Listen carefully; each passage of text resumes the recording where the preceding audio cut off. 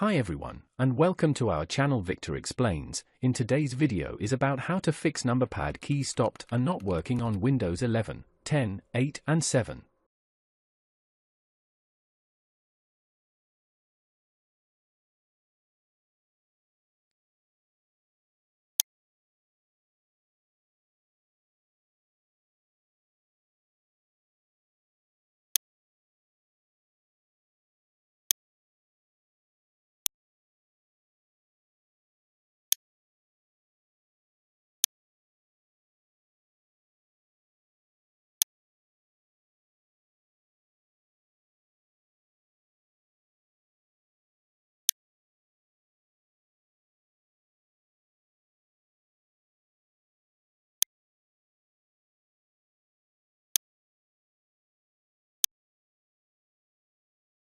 If you found this video helpful, please like to encourage us and subscribe to our channel. Leave comment and share it with others so they can benefit too.